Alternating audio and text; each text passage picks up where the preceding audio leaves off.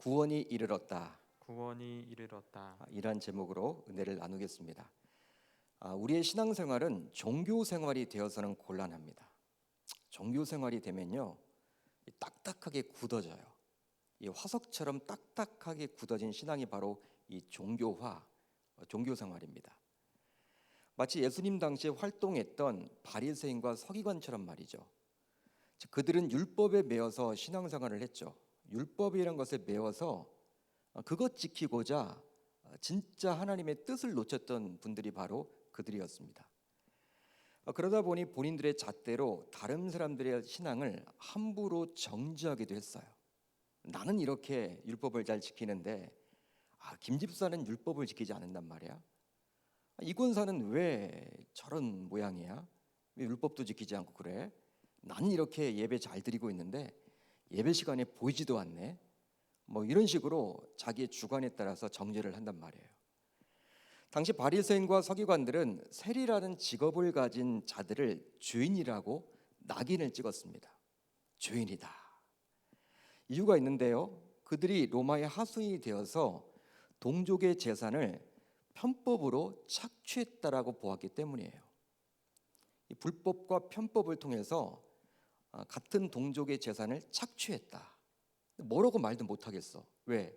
그 세리의 뒷배경에 당시 로마 제국이 있었기 때문에 함부로 말도 못해요. 그렇지만 너무나 불편한 거죠. 이 세리를 바라볼 때마다.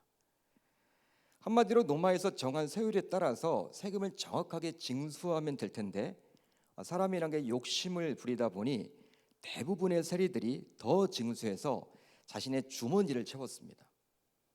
대부분 세리들은요 그러기 때문에 부유했어요. 왜? 그냥 걷는 게 여러분 자기 게 있는 거야. 예를 들어서 로마가 100만 원을 걷어라 한 사람당 100만 원만 걷어서 내면 되잖아요. 자기는 로마 제국에서 이 월급을 받습니다. 그런데 이 100만 원만 걷는 것이 아니라 200만 원을 걷습니다. 그리고 로마에 100만 원을 갖다 내고 나머지 100만 원은 자기가 갖는 거예요. 착복하는 거죠. 그러다 보니까 부유하게 살 수밖에 없는 거예요. 그러다 보니 당시 세리하면요 유대인들 사이에서도 구원받을 수 없는 죄인 취급을 했던 거예요. 그런데 오늘 본문에 나오는 삭개오는 그런 세리들의 우두머리인 세리장이었습니다. 세리장.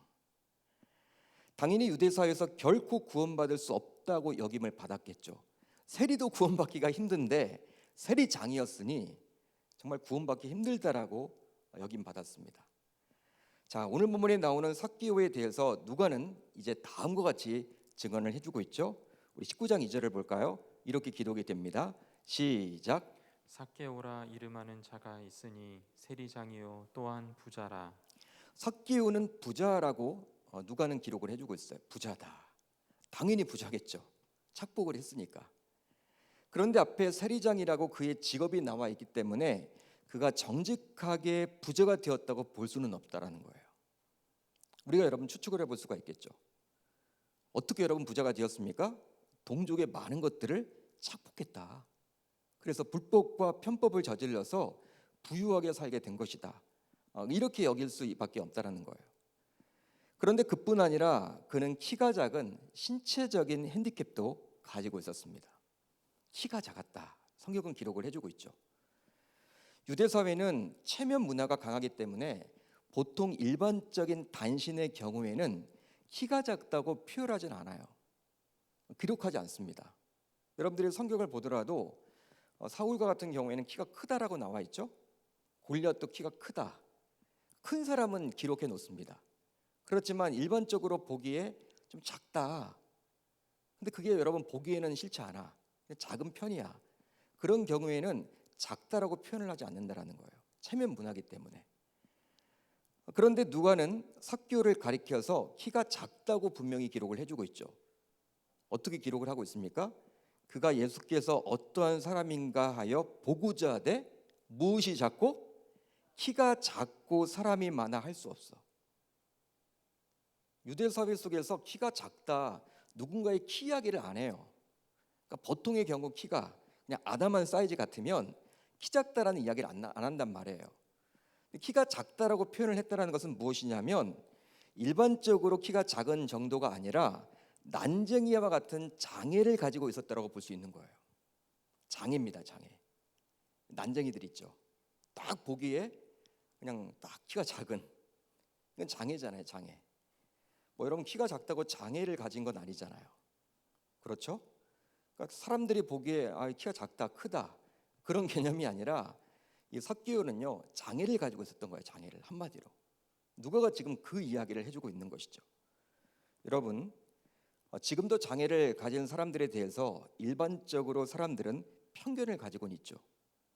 누군가 여러분 장애를 가지고 있다, 그냥 편견을 가지고 그 사람을 대합니다. 지금도 마찬가지예요. 뭐 장애인들에 대한 복지, 우대, 사람들의 그러한 생각 자체가 많이 달라지긴 했어요. 예전에 비해서. 그렇지만 지금도 장애인이다라고 하면요 선입견부터 갖는 분들이 많아요. 그런데 지금으로부터 2000년 전인데 장애인을 바라보는 사회적인 시선은 당시 그리 곱질 못했겠죠. 당연한 거 아닙니까 여러분? 장애인들에게 무슨 인권이 있겠습니까? 그 당시에 2000년 전에 오히려 모든 것을 종교적으로 생각했던 시대였기 때문에 무엇을 그리 하나님께 잘못했기에 그런 장애를 가지고 태어났느냐, 당시 사람들은 그렇게 생각을 했단 말이에요. 이 삭개오를 바라볼 때마다 야 하나님 앞에 무슨 죄를 지었길래 저렇게 장애를 가지고 태어났어? 아유, 이런 생각을 다 갖는 거죠. 그러게 당시 삭개오는요 구원받기 힘든, 즉 천국에 들어가기 힘든 조건들을 많이 가지고 있었다라고 볼 수 있습니다. 여러분 뭐 구원받을 수 없는 조건들을 너무나 많이 가지고 있는 거죠. 장애를 가지고 있고 또 세리장이었고 또 우리 주님께서도 앞에서 어떤 이야기 했습니까? 부자가 천국에 들어갈 수가 없다 뭐 이런 이야기도 많이 하고 하셨기 때문에 천국에 들어갈 조건들을요 객관적으로 보더라도 가질 수 없는 자가 바로 누구였다? 이 삭개오였습니다. 물론 삭개오의 아버지는 아들의 이름을 삭개오라고 지음으로 아들이 의로운 자가 되기를 기대했을 거예요. 의로운 자가 되기를 기대했단 말이에요. 바로 부모가 아들에 대한 관심, 기대라고 해야 될까요? 이유가 있는데요. 바로 헬라어식 이름인 삭개오의 히브리어는 자카이란 단어예요. 자카이. 이 자카이란 단어의 뜻은 무엇이냐면 깨끗한, 순결한, 정결한, 의로운이란 뜻입니다. 근데 이 자카이를 그대로 음역해서 이 삭개오 그렇게 부른 거예요. 따라서 삭개오는 이런 자신의 이름에 걸맞지 않게 당시 죄인으로서 힘겹게 삶을 살아야만 했던 것이죠. 이름의 뜻은 의로운, 정결함, 깨끗한 그런 뜻인데 사람들은 삭개오를 바라볼 때마다 죄인이라고 이야기를 했으니 이름값을 못하고 살았던 사람이라고 볼 수 있습니다. 당시 삭개오가. 하지만 누가는 삭개오가 예수님을 만남으로 다시금 그의 이름에 걸맞게 죄인이 아니라 의인으로서 살아갈 수 있게 되었다라고 강조를 해주고 있는 것이죠. 오늘 삭개오를 이야기하면서 죄인이었지만 누구를 만남으로? 주 예수 그리스도를 만남으로 의인이 되었다. 이제 이름값을 하게 되었다. 그것을 지금 보여주고자 하는 거예요. 그렇다면 삭개오는 어떻게 이런 많은 장애를 극복하고 구원에 이르게 되었을까요? 구원받게 되었잖아요. 그럼 무슨 이유로 구원을 받았습니까? 어떤 이유로? 많은 장애가 있었지만 우선 어린아이와 같은 모습이 있었기에 구원에 이르게 되었습니다. 어린아이와 같은 모습이 있었기 때문에 구원에 이르게 되었다라는 거예요. 자, 누가복음 18장을 보게 되면 예수님께서는 이런 말씀을 하셨어요. 오늘 우리가 살펴보고 있는 본문은 누가복음 19장인데 앞장을 보게 되면 이런 말을 예수님이 친히 하셨습니다. 어린아이들이 내게 오는 것을 용납하고 금하지 말라. 하나님의 나라가 이런 자의 것이니라. 내가 진실로 너에게 이르노니 누구든지 하나님의 나라를 어린아이와 같이 받아들이지 않는 자는 결단코 거기 들어가지 못하리라. 아멘. 하나님의 말씀이에요. 당시 사회적인 분위기 속에서 어린 나이의 존재는 무시당하기 일쑤였죠. 당시. 요즘의 관점으로 보지 마세요. 요즘은 가정에서 어떤 의식 메뉴를 정할 때에도 아이들이 정해요. 어느 집이나 아이들이 정해요. 근데 예전에는 그렇지 않았죠.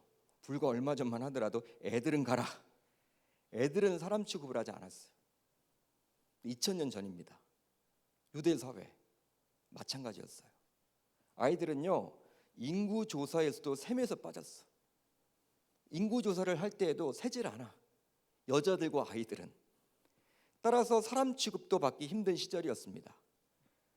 따라서 어린 아이들에게 인권 자체가 그 당시에는 없었어요.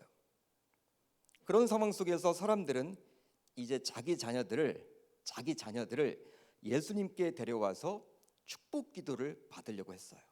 왜? 내 자녀니까. 내 자녀만큼은 귀하잖아요. 그 당시에도. 그렇기 때문에 부모님 입장에서 예수님께 좀 축복 기도를 받으려고 예수님께 데려왔는데, 그때 예수의 제자들이 이 사람들을 꾸짖었던 거예요. 화를 냈습니다. 왜 화를 냈는지는 나와 있지 않아. 아마 귀찮으니까. 뭐 제자들이 뭘 했겠습니까? 예수님이 여러분 계시면요, 항상 사람들이 몰려들잖아. 그러니까 12 제자들이 뭘 했냐면 질서를 여러분 세웠겠죠. 예? 줄 서라. 예? 예수님이 여러분 압사당하면 안 되잖아요. 막 밀려들잖아 사람들이. 근데 어린아이들까지 데리고 오니까 화를 냈던 거예요 당시. 왜? 제자들의 입장에서는 이 어린아이는 사람 취급을 하지 않았단 말이에요. 그런 상황 속에서 부모들이 어린아이를 데리고 와서 뭐 안숙기도를 받으려고 하니까 많은 병자들도 있고 이미 어른들도 많이 있는데 굳이 어린 아이들까지 안숙기도를 해야 돼? 이런 마음이 들었기 때문에 제자들이 화를 냈던 거예요. 그 부모들에게. 그때 예수님께서 하신 말씀이 바로 방금 전에 우리가 살펴본 구절이죠. 즉 어린아이와 같지 않으면 어떻게 된다? 천국에 들어갈 수가 있다 없다? 없다. 어린아이처럼 되지 못하면 천국에 들어갈 수가 없다. 딱 그 이야기를 한 거예요. 아마도 이런 예수님의 말씀을 들은 제자들과 주변 사람들 모두 깜짝 놀랐을 것입니다. 깜짝 놀랐을 거예요. 제자들이 가장 많이 놀랐겠죠. 이건 뭐야? 예수님이 위한다고 우리가 한 행동인데 우리에게 예수님이 지금 화를 내니 어린아이와 같지 않으면 천국에 들어갈 수가 없다고 이야기를 하니 벙 꼈을 거예요. 왜냐하면 유대 사회 속에서 어린아이는 아직 미성숙하기에 존중받지 못했는데 그런 어린아이와 같지 않으면 결단코 천국에 들어갈 수 없다라고 예수님이 말을 하고 있으니 주변 사람들이요 다 놀라 자빠지는 거예요. 그럴 수밖에 없는 거예요 상황이. 그렇다면 왜 예수님께서는 어린아이와 같지 않으면 천국에 들어갈 수 없다라고 이야기했을까요? 이렇게 말한 이유가 무엇입니까? 이 부분이 중요하겠죠. 바로 어린아이의 순수함 때문입니다. 어린아이의 순수함 때문이에요. 실제 어린아이는 체면을 차리지 않아요. 체면 차리지 않습니다. 한마디로 어른들처럼 가식적이지 않아요. 즉 남에게 보이기 위해서 쇼를 하지 않습니다. 남에게 보이기 위해서 꾸미지 않아요. 있는 그대로 나아가요. 그게 바로 어린아이의 모습이에요. 순진함, 순수성을 가지고 있죠. 그런데 그런 모든 것들은 아니지만 일반적으로 장년들의 경우, 어른들의 경우는 어떻습니까? 어린아이와 좀 다르죠. 모든 사람이 그런 건 아니야. 그렇지만 대체로 볼 때 오랫동안 신앙생활을 해왔다고 해도 가식적인 경우가 얼마나 많은지 몰라요. 남의 눈치를 많이 봐. 남이 나를 어떻게 생각할까?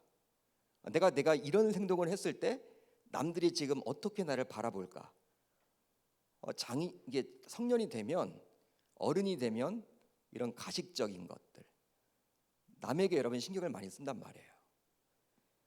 마치 당시 바리새인들처럼 말입니다. 남에게 보이기 위한 신앙생활을 하는 거예요. 그러다 보니 겉과 속이 다른 모습을 보이곤 하죠. 회칠한 무덤처럼. 그게 당시 바리새인들이었습니다. 근데 어른들이 대부분 그래요. 그러다 보니 예수님께서는 이런 바리새인과 서기관들을 그렇게 책망했던 거예요. 가식적이라고. 남에게 보이기 위해서 그렇게 하냐고. 이 속마음은 그렇지 않잖아. 근데 겉으로는 왜 너 신앙 있는 척하니? 너 속은 신앙 없잖아. 그러니까 여러분 사람들이 다 대부분 그렇죠. 어른들은. 그런데 오늘 본문에 나오는 삭개오는요 가식적이지 않죠. 잘 들어보세요. 가식적이지 않습니다. 예수님을 만나기 위해서 돌 무화과 나무에 올라가기까지 했어요. 여러분, 돌 무화과 나무에 올라간다. 어른들은 올라가기 쉽지 않습니다. 눈치를 보죠. 쉽지 않아요, 여러분들. 자기 사회적인 포지션이 있는데, 지위가 있는데 쉽게 올라갈 수 있겠습니까? 쉽지 않아요. 그리고 장애를 가지고 있어요. 난쟁이에요. 올라가는 순간 사람들이 다 쳐다볼 텐데 또 얼마나 여러분 놀림은 당할까? 어른들은요 쉽지 않아요. 그렇지만 삭개오는 올라갔습니다. 어른이지만 올라갔어. 왜? 어린 아이의 순수성을 가지고 있었기 때문에. 예전에 개역 한글 성경에는 뽕나무라고 나와 있죠. 뽕나무. 보고 싶어 보고 싶어 예수님 얼굴, 그런 찬양도 있잖아요. 그러나 이건 원어를 잘못 해석한 거예요. 헬라 원어를 보게 되면 뽕나무가 아닙니다. 돌 무화과 나무예요. 그래서 성경을 이렇게 개정하면서 우리가 가지고 있는 개역 개정에서는 돌 무화과 나무로 잘 해석을 하고 있죠. 아무튼 세리작이라는 사회적인 지위도 있습니다. 또 난쟁이로서의 장애를 가지고 있어요. 그런 그가 예수님을 보겠다고 돌 무화과 나무에 올라갔으니 그가 어린아이처럼 순수하지 않았더라면 불가능한 일이에요. 어린아이와 같은 마음을 가지고 있었기 때문에 올라갈 수가 있었던 것이죠. 만약에 삭개오가 어린아이와 같지 않았더라면 예수를 보려고 갔지만 키가 작아서 예수님을 볼 수 없게 되었을 때 아마도 예수님 만나기를 포기했을 거란 말이에요. 나는 한다고는 다 했는데 뭐 예수님 만날 수 없네, 이런 상황이. 예수님 주변에 사람들이 꽉 차 있어. 내가 키가 작아 보이질 않아. 나는 노력을 했지만 뭐 볼 수 없네. 여러분, 예수님을 보려면요 어떻게 해야 돼요? 가까이 가서 보거나, 키가 작을 때 가까이 가서 보거나 높은 곳에 올라가서 봐야 돼. 그 두 가지 방법밖에 없습니다. 그렇죠? 가까이 가서 보면 될 수 있어. 그게 여러분 첫 번째겠죠. 그 시도를 해봤는데 안 돼요. 만약에 여러분 어린아이와 같은 신앙이 아니었다면 포기할 수밖에 없습니다. 왜? 나무에 올라갈 생각을 하지 못하죠. 어른이 어쩌면 어떻게 나무에 올라갑니까? 말이 안 되죠. 아이들이나 올라가는 게 나무잖아요. 근데 셀이 장이야. 그런데 또 장애를 가지고 있어. 내가 올라가는 순간 사람들이 다 나를 쳐다볼 텐데 아우 얼굴 팔려. 어떻게 내가 올라가? 나는 그런 거 싫어. 여러분, 어린아이와 같지 않으면 그렇게 할 수 없단 말이에요. 근데 어린아이와 같았기 때문에 이 삭개오는 돌 무화과 나무에 올라가서 예수님을 보려고 했다라는 것이죠. 여러분, 지금 누가복음 18장에서 예수님께서 말씀하신 어린아이의 샘플이 바로 삭개오라고 19장에서 이야기를 해주고 있어요. 연결이 됩니다. 그러니까 누가복음 19장만 보시면 안 되고 18장도 같이 보셔야 돼요.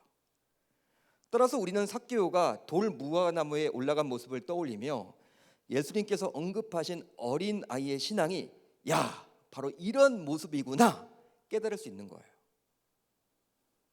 여러분, 여러분들 모두 하나님 앞에서 신앙생활을 하고 있습니다. 따라서 오늘 본문에 나온 삭개오처럼 예수님을 만나기 위해서라면 체면도 벗어버리고 가식도 던져버리고 신앙생활을 해나갈 수 있기를 바랍니다. 그러기 예배 시간도 어린아이처럼 순수하게 드려야만 하는 거예요. 순수하게 드려야만 하는 거예요. 따라서 찬양할 때에도 주변 사람들의 시선에 신경 쓰기보다는 오로지 삭개오처럼 뜨겁게 찬양하실 수 있기를 바랍니다. 남 눈치 보지 마세요. 손을 들고 싶으면 손을 드세요. 일어나고 싶으면 일어나세요. 그거 말리는 분이 있으면 그분이 이상한 거야. 성숙되지 못한 거예요. 마치 다윗이 왕이 된 후 하나님의 궤를 예루살렘으로 옮길 때 너무나도 기쁜 나머지 바디춤이 내려올 정도로 춤을 췄어요. 예배 시간에 춤을 췄어. 너무나 기뻐서. 현직 왕이 춤을 췄단 말이에요. 하나님의 언약궤가 이제 다윗성이 온다, 이런 마음을 가져서 너무나 기뻤던 거예요. 이런 다윗의 모습을 본 다윗의 아내였던 미갈은요, 다윗이 왕의 체면도 있고 경고망동했다고 행동했다며 그를 업신여깁니다. 그런데 이런 미갈의 생각도 일리는 있죠. 바로 한 나라의 왕은 채통을 지켜야만 하기 때문입니다. 미갈의 말도 맞잖아요. 왕이 채통을 지켜야지, 체면을 지켜야지. 어떻게 많은 사람들이 보고 있는 가운데 춤을 출 수가 있단 말이야? 경거방동하게? 이건 뭐야? 하지만 하나님께서 어떻게 생각하느냐가 중요합니다. 우리는 하나님이 중요하죠. 하나님이 어떻게 생각하느냐. 이런 미갈의 생각도 일리는 있었지만 하나님께서는 미갈이 아니라 다윗의 손을 들어주셨어요. 미갈은 결국 죽는 날까지 자식을 낳지 못하는 불행한 삶을 살게 되었죠. 고대 사회 속에서 여자가 아기를 낳지 못한다? 죽은 인생이에요. 생명만 끊어지지 않을 뿐이었지 자식이 없이 죽는다. 이건 여러분 비참한 거죠. 그런 저주를 받게 됩니다. 왜? 다윗 욕을 했다라는 이유 때문에. 입으로 내뱉지 않았어요. 미갈이 심중에 이 다윗을 조롱했다라고 나와 있어요. 함부로 대했다. 뭐 저런 사람이 다 있어. 왕인데 채통도 없이. 이런 생각 자체를 가진 것을 하나님이 알고 저주한 거예요. 따라서 하나님 앞에서는 왕조차도 체면을 내세워서는 아니 되는 거예요. 여러분 믿으시면 아멘. 믿으시면 아멘. 다윗이 우리아의 아내인 밧세바를 범하고 자신의 죄를 감추고자 충복인 우리아를 죽이도록 살인교사까지 했었죠. 나단 선지자가 결국 다윗을 찾아와서 그런 죄악을 꾸짖습니다. 그때 만약 다윗이 체면을 내세웠다면 시편 51편과 같은 처절한 회개를 할 수 없었을 거예요. 나를 주 앞에서 쫓아내지 마시며 주의 성령을 내게서 거두지 마소서. 다윗의 고백이에요. 다윗이 왕이라는 체면을 내세웠다면 자신이 쫓김을 받을까봐 두려워하는 이런 진솔한 고백을 할 수 없었더라는 말이죠. 할 수 없었을 거예요. 하지만 다윗은 하나님 앞에서 왕이라는 체면을 모두 벗어버렸습니다. 마치 어린아이처럼 말이죠. 그렇기 때문에 쫓겨날까봐. 여러분 왕이 왜 쫓겨나요? 내가 왕인데 누가 나를 쫓아내? 여러분 그런 마음을 가졌다면요 시편 51편은 나올 수가 없다라는 거예요. 그렇지만 나단 선지자가 와서 질책을 했을 때 꿇어 엎드려서 왕이 돼 엉엉 웁니다. 하나님 잘못했다라고. 많은 신하들이 보고 있는 그런 상황 가운데 이게 여러분 다윗이었어요. 어린아이와 같은 신앙. 하나님 앞에서는 왕이라는 대통령이라는 최고 권력자라는 그 권위도 무릎을 꿇을 수 있는 이 다윗의 어린아이의 모습. 따라서 우리가 아무리 직분자이며 오랫동안 신앙생활을 해봤으며 연세가 80이 넘는 어른이라 하더라도 하나님 앞에서는 어린아이와 같이 삭개와 다윗처럼 진솔하게 기도할 수 있어야 할 줄로 믿습니다. 믿습니다. 여러분 진솔하게 기도하셔야 돼요. 하나님께 속이시면 안 돼요. 하나님께 여러분들 뭐 하나님 다 알고 계시는데 뭐 기도할 때도 뭐 그냥 남이 볼까봐 속 이야기도 하지 못하고 그냥 예쁘게 기도하려고 하지 마세요. 하나님이 눈물 주시면 눈물 흘리세요. 콧물 주시면 콧물 흘리세요. 두 손 들고 기도하고 싶을 때는 하나님이 그런 마음 주셨으면 기도하세요. 통성으로 기도하고 싶으면 부르짖고 기도하세요. 묵상으로 기도할 때는 묵상으로 기도하시고 자유하셨으면 좋겠어요. 저와 여러분들 오랫동안 신앙생활을 하고 모태 신앙이고 몇 대째 믿고 교회 직분자라는 이유 때문에 우리가 여러분 거기에 맞춰서 마치 어른처럼 신앙생활을 하려고 하지 마시고 어린 아이와 같이 순진한 모습으로 달려나갈 수 있기를 우리 주님의 이름으로 축원합니다. 자, 다음으로 바늘길을 통과한 부자였기에 구원에 이르게 되었습니다. 바늘길을 통과한 부자였기 때문에 구원에 이르게 되었다라는 거예요. 자, 누가복음 18장을 보게 되면 예수님께서는 친히 다음과 같이 또 이야기를 해주셨습니다. 재물이 있는 자는 하나님의 나라에 들어가기가 얼마나 어려운지 낙타가 바늘길로 들어가는 것이 부자가 하나님 나라에 들어가는 것보다 쉬우니라. 예수님의 말씀이에요. 여러분, 예수님께서 이 구절을 갑자기 말씀하신 것이 아닙니다. 갑자기 뜬금없이 말씀하신 것이 아니에요. 소위 한 유다 관리가 예수님을 찾아왔습니다. 그러면서 어떻게 물어요? 어떻게 해야지만 내가 영생을 얻을 수 있습니까? 예수님, 이렇게 묻는단 말이에요. 그러자 예수님께서는 이 관리에게 율법의 계명, 즉 10계명 중 이웃사랑의 계명 등을 지키라고 이야기를 합니다. 한마디로 간음하지 말라, 그거 지켜라. 살인하지 말라, 그거 지켜라. 도둑질하지 말라, 그거 지켜. 거짓 증인하지 말라, 그거 지켜라. 내 부모를 공경하라. 이 이야기를 해요. 이런 율법 조항을 지키기가 참 쉽지 않은데 이 관원은 이런 율법은 어릴 적부터 모두 지켜왔다라고 이야기를 해요. 대단하죠. 십계명 지키기가 쉽지 않거든요. 근데 그걸 다 지켜왔대, 어릴 적부터. 그러자 예수님께서는 이 관원에게 다음과 같은 요구를 합니다. 내게 아직도 한 가지 부족한 것이 있다. 그게 무엇이에요? 내게 있는 것을 다 팔아서 가난한 자들에게 나눠주라. 그리하면 하늘에서 내게 보화가 있으리라. 그리고 와서 나를 따르라. 할렐루야, 할렐루야. 이 말씀을 하셨어요. 이 말을 예수님으로부터 듣게 된 이 관원은 큰 부자였기 때문에 심히 근심했다라고 누가는 기록을 해줍니다. 18장에 나와 있죠. 병행 구절을 보게 되면 근심하고 돌아갔다고 나와 있어요. 예수님께 찾아온 목적이 무엇입니까? 어떻게 하면 영생을 얻습니까? 영생 얻기 위해서 왔는데 재산이 많다 보니까 예수님께서 팔아서 가난한 자들을 다 주라고 하니까 팔지 못하고 그냥 돌아간 거예요. 근심하며 돌아갔다고 나와 있어요. 이런 부자 관원의 모습을 보면서 예수님께서는 앞에서 살펴본 구절, 즉 낙타가 바늘기로 들어가는 것이 부자가 천국에 들어가는 것보다 쉽다라고 말씀을 하고 있는 거예요. 한마디로 이 부자 관원은 바늘길을 통과하지 못한 거죠. 그만큼 재물로 인해서 하나님을 온전히 믿지 못할 수도 있음을 예수님께서는 저와 여러분들에게 경고를 해주고 있습니다. 재물로 인해서. 누가는요, 돈 얘기를 참 많이 합니다. 돈 얘기를 너무 많이 해. 누가복음을 보게 되면 돈이냐 그리스도냐 선택하라는 거예요. 둘 다 가질 수는 없다라는 거예요. 한 가지를 선택하라는 거예요. 오늘 본문만 나온 게 아니에요. 계속 나와요. 이 부자 관원은 평소 영성에 관심을 기울였기에 당시 종교 지도자들에게 이단 취급을 받았던 예수를 손수 찾아오기까지 했어요. 당시 유대 율법주의자들은요, 예수를 이단으로 취급했거든요. 그런 모험을 감행하면서 어떻게 하면 내가 영생을 얻을 수 있을까? 이런 율법 조항을 다 지키면서 살았는데 어떻게 하면 내가 영생을 얻을 수 있단 말이야? 예수를 한번 찾아가 봐야 하겠다. 이런 마음을 가지고 당시 이단 취급을 받았던 예수님을 찾아오기까지 했던 용기가 있었어. 그런 열정이 있었죠.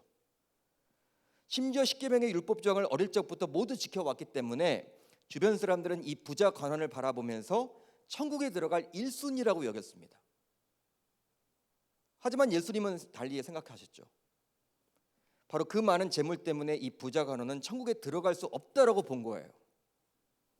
한마디로 이 부자 관원은 율법 조항을 문자적으로는 지켰지만 주변에 어렵고 힘든 사람들에게 자신의 소유는 나눠주지 못하는 거예요. 율법은 지켜. 그렇지만 그 율법을 주신 하나님의 그 마음, 어렵고 힘든 이웃들을 직접 네 재산을 팔아서 도와라, 나누어라, 주머니를 열어라, 그 마음은 지키지 않았던 거예요. 지키지 못했던 거예요. 즉 그런 이웃사랑을 실천에 옮기라고 하는 하나님의 기쁜 마음은 헤아리지 못하고 그냥 문자로 나와 있는 그 율법 조항만을 지켰던 거예요. 살인하지 않은 거죠. 부모를 공경한 거죠. 그런 식이었어요. 왜 하나님이 그런 율법을 주셨을까? 그걸 헤아리지 못했던 거예요. 그런데요, 자, 오늘 본문에 나오는 삭개오는 좀 달랐습니다. 예수님을 영접한 이후 그는 아주 구체적으로 자신의 재산 처분에 대해서 이야기를 합니다. 자, 오늘 본문 8절을 볼까요? 우리 한번 같이 읽어봅니다. 시작. 삭개오가 서서 주께 여짜오되 주여 보시옵소서, 내 소유의 절반을 가난한 자들에게 주겠사오며 만일 누구의 것을 속여 빼앗은 일이 있으면 내 갑절이나 갚겠나이다. 우선 삭개오는 어떻게 이야기합니까? 자신의 소유 절반을 가난한 자들에게 주겠다라고 예수님께 말씀을 하고 있어요. 자신의 재산 절반을 누구에게 준다? 가난한 자들에게.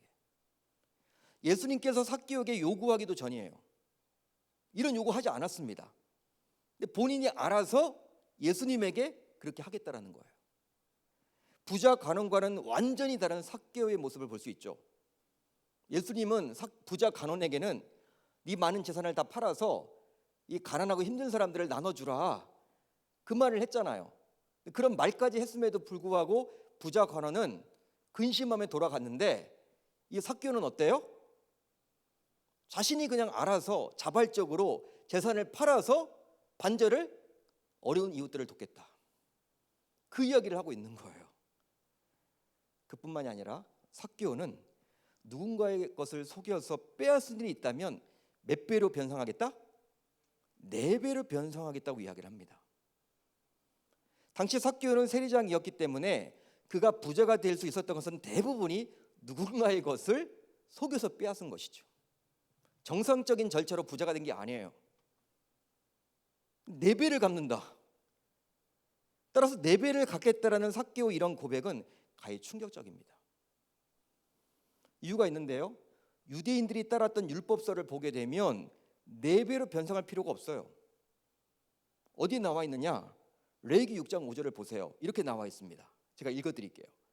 그 거짓 맹세한 모든 물건을 돌려보내되 곧 그 본래 물건의 5분의 1을 더하여 돌려보낼 것이니 그 죄가 드러나는 날에 그 임자에게 줄 것이요.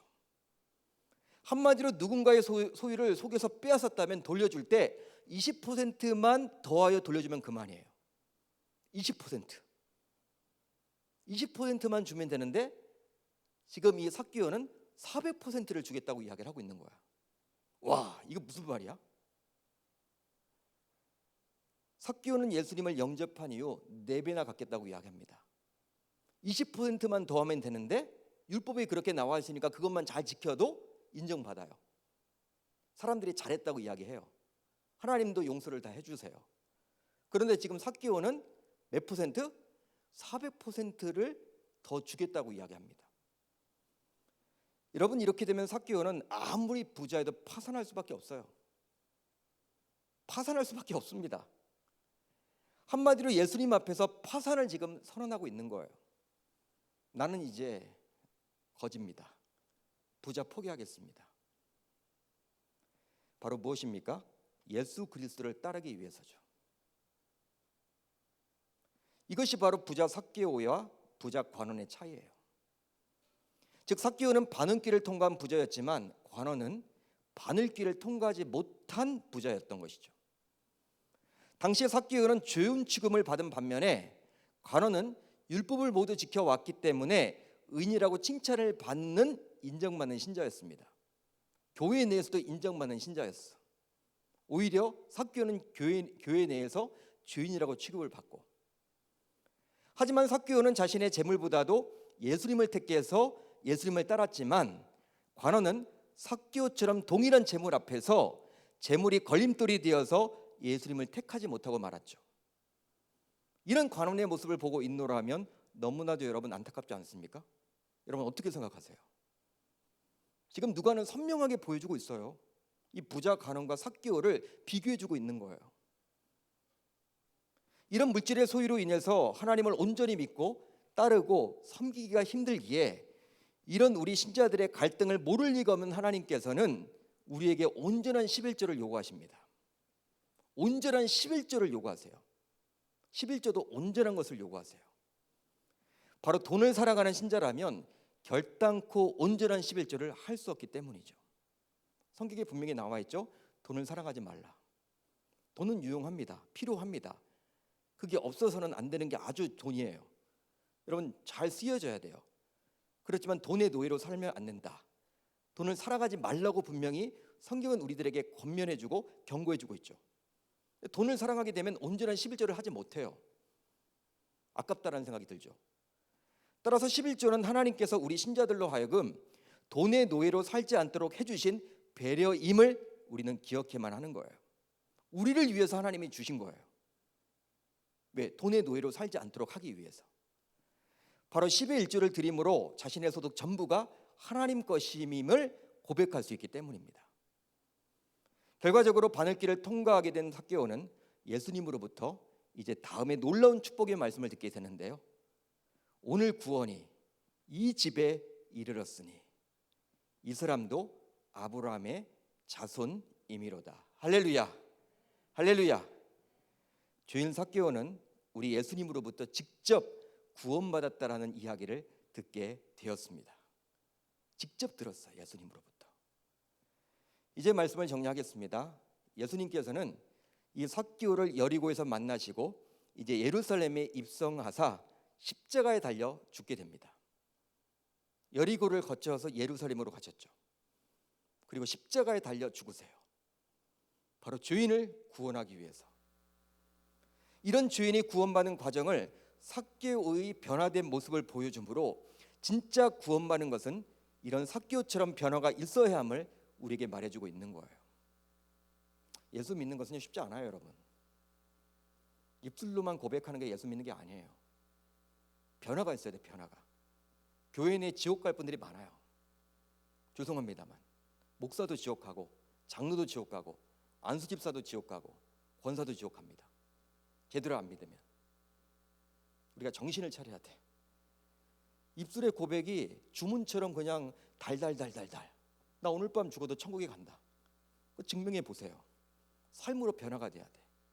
믿음은 인격이에요. 삶으로 드러나야 돼. 말과 행동이 달라야 돼. 내 물질관이 달라져야 돼. 내 시간관이 달라져야 돼. 그런 것들이 없다면 그 믿음은 거짓된 믿음이에요. 여러분, 예수님 믿으면 구원 받아요. 여러분, 아멘이시죠? 명확한 진리입니다. 하지만 예수님을 믿으면 그 예수님을 닮을 수밖에 없어요. 돈에 집착하고 돈을 사랑했던 예수 믿기 전의 모습이 예수 믿은 후에도 여전히 변하지 않고 그대로 남아 있다면 그 사람의 믿음은 진짜 믿음이 아닐 확률이 높아요. 바로 바늘길을 통과하지 못한 관원의 믿음이기 때문입니다. 그 당시 관원도 인정받았어요. 교회 내에서. 야, 믿음 좋다. 율법을 그렇게 지키네. 그렇지만 구원받지 못했잖아요. 지금 누가는 선명하게 우리에게 보여주고 있는 거예요. 이 시대를 살아가는 우리 공동체에도 이 본문을 통해서 보여주므로 우리가 정신 차려서 신앙생활을 해야 함을 다시금 경고해주고 있는 것입니다. 따라서 저와 여러분들 모두 오늘 말씀을 꼭 기억하사 삭개오처럼 구원에 이를 수 있기를 우리 주님의 이름으로 축원합니다. 축원합니다.